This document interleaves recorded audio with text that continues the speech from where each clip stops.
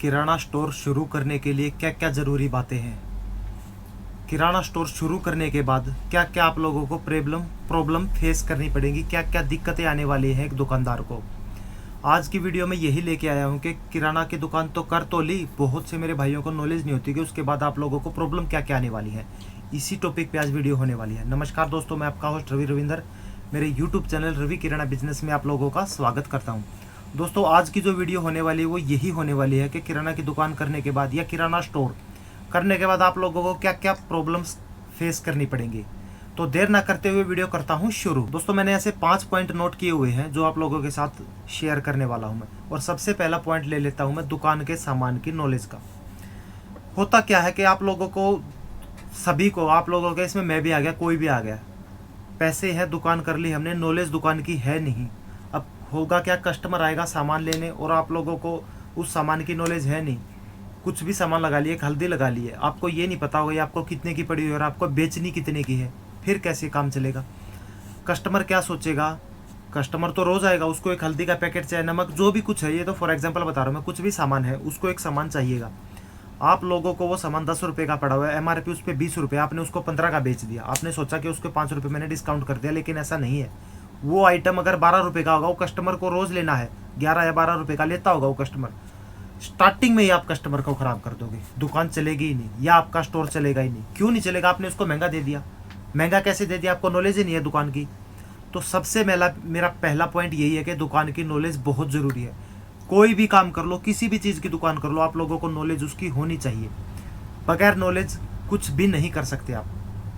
दुकान स्टार्ट करने से पहले मैं ये कहूँगा, 1 महीना कहीं ना कहीं किसी दुकान पे आप काम सीख लो, आपको पता चल जाएगा कौन सा सामान कितने का आता है और कितने का सेल होता है। तो इससे आप लोगों को बहुत फ़ायदा मिलने वाला है। तो ये था मेरा पहला पॉइंट। दूसरा मेरा पॉइंट है कि भैया, जो आप लोगों को फेस करना पड़ेगा एक दिक्कत, ये कि भाई कस्टमर सारा सामान, आप सारे सामान को किस तरीके से मेंटेन करके रख सकते हो। मेंटेन मीन्स कस्टमर आया, आपसे कुछ भी मांगा, उसने, कस्टमर ने आपसे मांगा कि भैया मुझे एक नमक का पैकेट दे दो। आपको पता ही नहीं है कहाँ रखा है। दुकान में 250-300 वैरायटियाँ होती है, आप कहाँ कहाँ ढूंढोगे, बड़ी दुकान है, पता ही नहीं यार कहाँ रखा। वो कस्टमर 5 मिनट वेट करके वापस चला जाएगा। ये प्रॉब्लम आपको स्टार्टिंग में फेस करनी पड़ेगी, शुरू में। इससे बचने का तरीका मैं आप लोगों को बता दूँ। कोई भी आपने दुकान कर ली, सारा सामान अपने हाथ से रखना है अपनी दुकान में कि मैंने कौन सा आइटम कहाँ रखा। उससे आपको ये पता चल जाएगा अपने हाथ से रखने में कि मैंने ये सामान यहाँ पे रखा हुआ है। कस्टमर कहते हैं आप उसको वहीं से उठा के दे दोगे। ये और बात है कि बाद में जैसे जैसे आपको एक्सपीरियंस होता जाएगा, कस्टमर ने आते ही मांगा, आपकी नज़र सीधी सामान के ऊपर जाएगी, वहाँ से सामान लाओगे। लेकिन स्टार्टिंग में आप ढूंढते रहोगे, यार आया तो था, मैं लेके तो आया था, मुझे पता है, लेकिन पता नहीं रखा कहाँ है, मैं ढूंढ के दे रहा हूँ, तब तक कस्टमर दूसरी दुकान से सामान ले लेगा। तो इस चीज़ की आप लोगों को सामान मेंटेन करके रखना कि किस कौन सा सामान कहाँ है, ये आप लोगों को पता होना चाहिए। और ये प्रॉब्लम आप लोगों के साथ आएगी, 100% मैं बता रहा हूँ, ठीक है। तो सामान को अच्छे तरीके से रखना है, अपने हाथ से रखना कि कौन सा सामान कहाँ रखा है, मुझे पता होना चाहिए। ये था मेरा दूसरा पॉइंट। तीसरा मेरा पॉइंट है कि कस्टमर सामान के रेट के बारे में आप लोगों को बार बार बोलेगा। नई नई दुकान करी है, नया नया स्टोर किया है, कस्टमर आएगा, यार तो सामान महंगा दे रहा है। आप लोग डिमोटिवेट हो जाओगे कि महंगा दे रहा है इसने, कस्टमर ने मेरे को ये बोला कि महंगा दे रहा है, वो तो सस्ता दे रहा था। कस्टमर बोलेगा आपको कि यार दूसरी दुकान पे तो फलाना फलाना दुकान पे ये सामान सस्ता है, आप लोग 2 रुपये या 3 रुपये या 5 रुपये 10 रुपये जो भी आप महंगा दे रहे हो। आप लोगों को एक्चुअल लगेगा कि यार कस्टमर थोड़ी झूठ बोल रहा है, ये सच बोल रहा है कि सामान मैं महंगा दे रहा हूँ इसको। आप लोगों को वो डिमोटिवेट कर देगा स्टार्टिंग में। बहुत से मेरे भाई करते क्या है, इसी तरह से 4-5 महीने के बाद दुकान बंद कर देते हैं। ऐसा नहीं है, ये कस्टमर की आदत होती है। आप लोग 5 साल 10 साल पुरानी भी दुकान हो जाएगी ना, तब भी कस्टमर आपको यही बोलेगा कि आपने महंगा सामान देते हो। ये एक नेचुरल बात है, अपने देश की ये नेचुरल बात है, बार्गेनिंग करने की एक नेचुरल बात है कि सामान महंगा दे रहे हो। लेकिन ऐसा नहीं है, आपको डिमोटिवेट नहीं होना है। आप लोग ये मत सोच जाना कि यार इसने एक 10 रुपये वाली चीज़ आपने उसको 12 रुपये या 11 रुपये की दे दिया, उसने बोला कि महंगा दे दिया। जबकि आपको लगेगा कि इसका मतलब जहाँ से मैं 10 रुपये के लेके आया उसने मुझे लूट लिया। ऐसा नहीं है। वो कस्टमर का काम है वो कहना कि वो महंगा दे रहा है, और वो आपकी दुकान पे नहीं, वो जहाँ पे भी जाएगा वो हर दुकान पे यही कहता होगा। दुकानदार भाई जो नए नए दुकान करते हैं वो सोच जाते हैं यार इसने मेरे को ना ऐसे ऐसे बोला कि महंगा दे रहा है, और हर सामान यही है। और एक कस्टमर नहीं, बहुत कस्टमर आएंगे आपके पास ऐसा कहने वाले कि सामान महंगा है, जबकि आप अपने हिसाब से सामान बेचना, इसमें वही बात आ जाती है, आपको नॉलेज होनी चाहिए सामान कितने का आता है और कितने का बेचना। आपको इस चीज़ की नॉलेज ज़रूरी है। तो उस चीज़ को भी ध्यान रखना आप लोगों को कि एक आइटम अगर आप लोगों को 20 रुपये का पड़ा तो 21 या 22 का बेचना है, मुझे ज़्यादा रेट नहीं बढ़ाना है, ठीक है। ये प्रॉब्लम आप लोगों के साथ ज़रूर आएगी। कस्टमर आएगा और आपको बोलेगा कि सामान महंगा है, जबकि वो महंगा नहीं होगा, आपको पता है वो महंगा नहीं है, कस्टमर का काम है ये, वो बोलते रहने दो। तो इस चीज़ की प्रॉब्लम को भी आपको फेस करना होगा और इससे निकलना भी आपको खुद है। ये था मेरा तीसरा पॉइंट। चौथा मेरा पॉइंट है कि उधार का। दुकान शुरू होने के स्टार्टिंग में 4-5 दिन के बाद आपके पास उधार वाले कस्टमर आने शुरू हो जाएंगे।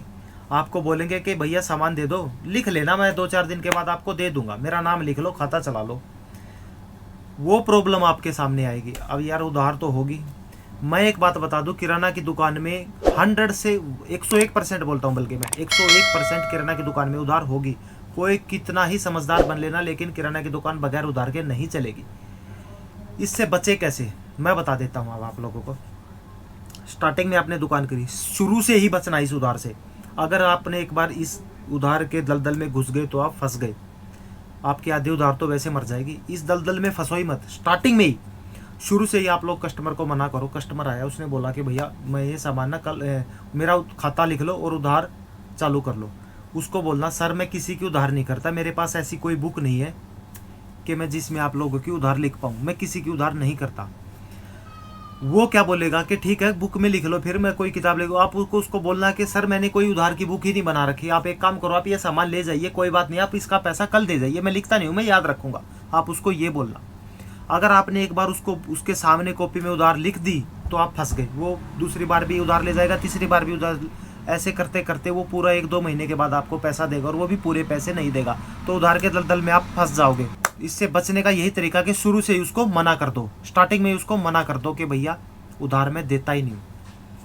अब ये काम आपको सभी कस्टमर के साथ भी नहीं करना। सभी कस्टमर के साथ मीन्स कुछ जेन्युइन बंदे भी होते हैं जिसको आप उधार देने से मना नहीं करोगे, उसको देनी ही पड़ेगी। जेन्युइन बंदों को पहचानना आपका काम है। आपके अपनी नॉलेज के हिसाब से आपको पता होगा कि ये बंदा जेन्युइन है, इसको उधार में दूंगा। जिसको उधार आपको लगे कि ये जेन्युइन बंदा नहीं है, उसको स्टार्टिंग से ही मना कर देना कि भैया मैं उधार नहीं करता, ठीक है। तो उधार से बचने का ये था मेरा एक चौथा पॉइंट। तो ये मेरे 4 पॉइंट कंप्लीट हो चुके हैं। अब आता हूँ लास्ट पॉइंट पे, और 5वां पॉइंट सबसे इंपॉर्टेंट पॉइंट है ये। अगर माल एक्सपायर हो जाए, ये भी आप लोगों के साथ प्रॉब्लम फेस करने को मिलेगी आप लोगों को कि सामान एक्सपायर हो गया। नहीं, दुकान की और सामान एक्सपायर हो गया, जितना कमाया नहीं उससे 4 गुना तो एक्सपायर में वापस चला गया। उससे कैसे बचें? सामान एक्सपायर होने से आप लोगों को मैं बताता हूँ कैसे बचना है। मान लीजिए कि ये पैकेट उठा लेता हूँ मैं, ये किसी भी चीज़ का, मान लीजिए हल्दी, नमक, जीरा, किसी भी चीज़ का, दाल का, कुछ भी लगा लो आप, इसको एक पैकेट है ये। इसका मैन्युफैक्चरिंग के बाद इसकी एक्सपायरी डेट 3 महीने के बाद की है। 3 महीने तक ये पैकेट चलेगा आप लोगों का। इसको एक्सपायर अभी ये 20 से 25 दिन मान लो कि इसके एक्सपायर होने से बचे हुए हैं। क्या कस्टमर इसको लेगा? कस्टमर पढ़ा लिखा है, समझदार है, वो इसको नहीं लेगा। क्यों नहीं लेगा? वो इसको देखेगा कि ये 20 दिन का इस पर टाइम है, और जबकि ये आइटम मेरे पास 2 महीने चलेगा या 3 महीने चलेगा या 2.5 महीने चलेगा। वो क्यों लेगा इसको फिर? क्योंकि 20 दिन के बाद तो उसका एक्सपायर हो जाएगा ये। उससे कैसे बचेंगे आप? उसको आपको करना क्या है, ये पैकेट है, इसको खोल लेना है। खोल के किसी चीज़ में डाल दो। एक पैकेट तो होगा नहीं, जितने भी पैकेट है सभी को खोल के डाल दो। उसको खुले में, लूज में करके बेचो। माल एक्सपायरी भी नहीं है और वो लूज में आप लोगों का बिक जाएगा। होगा क्या, 50 रुपये का ये पैकेट है, आप उसको 48 रुपीज़ केजी में दे दो।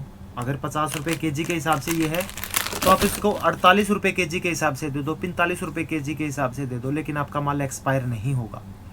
इस तरह से आप लोगों का माल बिक जाएगा, ये एक्सपायर नहीं होगा।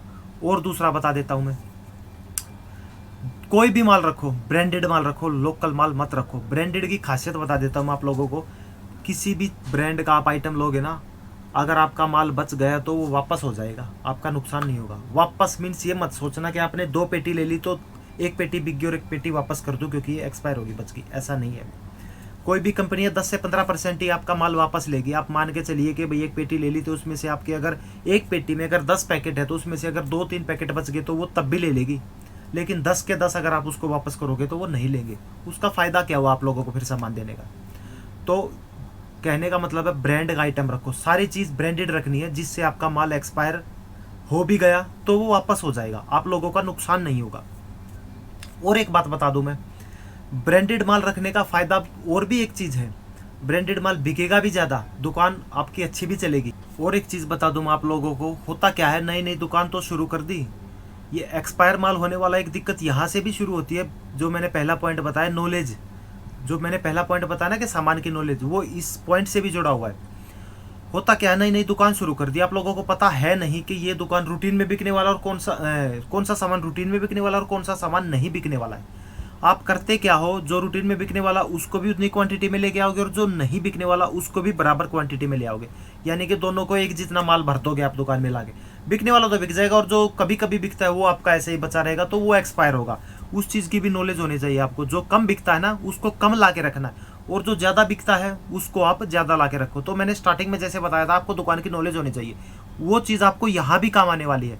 आप लोगों को पता होगा कि यार हल्दी है, रोज़ बिकती है, एक आइटम है जो डेली बिकता है और एक आइटम है जो दूसरे तीसरे दिन बिकता है, उसको भी उतनी मात्रा में ला के रख दोगे तो वो फिर खराब ही होगा, फिर एक्सपायर होगा, तो उससे आपका नुकसान ही होगा। ठीक है, तो ये थे मेरे 5 मेन पॉइंट जो दुकान शुरू करने के बाद आप लोगों को फेस करने पड़ेंगे। ये मुश्किलें थी जिसको मैंने आपको एक अच्छे तरीके से बता दिया है, आसान तरीके से इन मुश्किलों को बता दिया है मैंने आप लोगों को।